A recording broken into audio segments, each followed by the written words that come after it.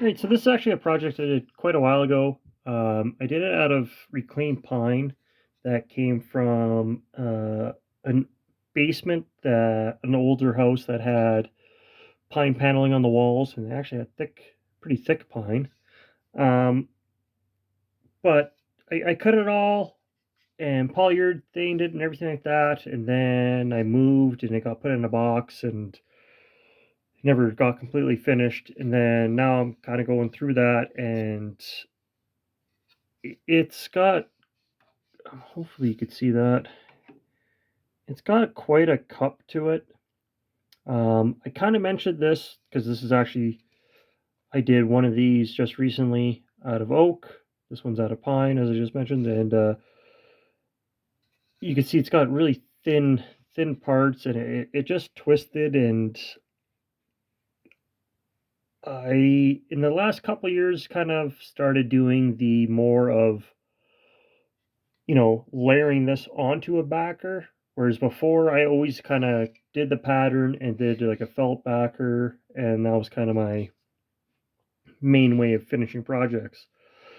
But because this one is an older one, and I think I'm going to update it into my kind of newer way of doing things, and I also think that'll help flatten it out quite a bit because a lot of the cupping is on these really thin pieces.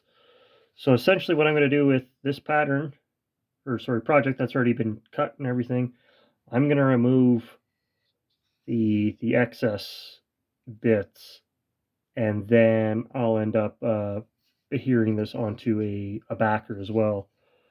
So let's just give you the process of me taking a pretty much finished project, and you could see here like how out of flat it is. So I'm taking something that I did quite a while ago and cutting into it to hopefully get it a bit more flat and something that I can actually stand behind. So here we go. I guess it helps that one was plugged in.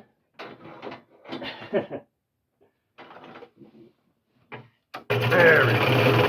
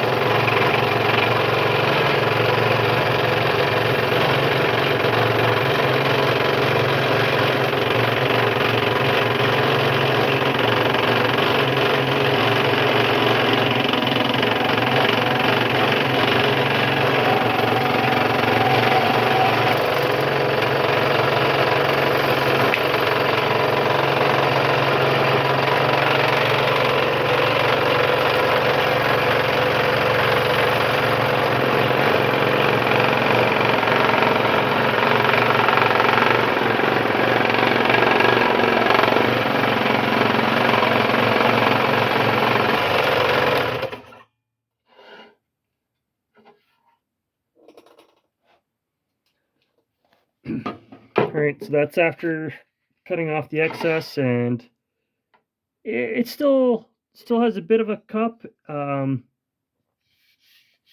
probably honestly hit this with the sander and try to flatten that back out a bit more. But it's significantly better than it was before. It still, like I said, still has some wobble, but just removing that extra, just like I said, because there was just so much twist, and this stuff was just made that project that much bigger. But yeah, like obviously I'll have to clean some of these up. I'll hit them on the belt disc sander just to kind of finish them up, and then they'll get a touch up of polyurethane when I do my next polyurethane batch. But I'm I'm thinking this was the right move. At least I'm hoping it's the right move, and I can, all that just goes into my scrap bin, and then eventually this will get mounted to a backer as well. But as I said, just when you're doing stuff,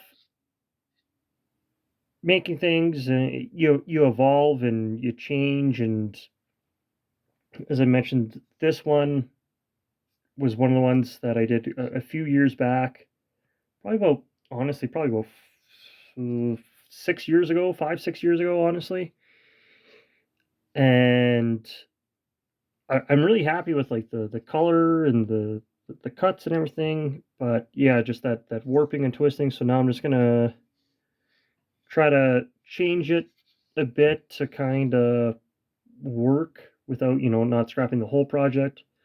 And then also, now that I kind of have a new way of doing backers and stuff, this project that I did years ago will now be kind of, you guess you'll call it modernized to my current style. I mean, I still do the ones with just the straight felt backer, but some of them I think are better with the backers, like the wood backers.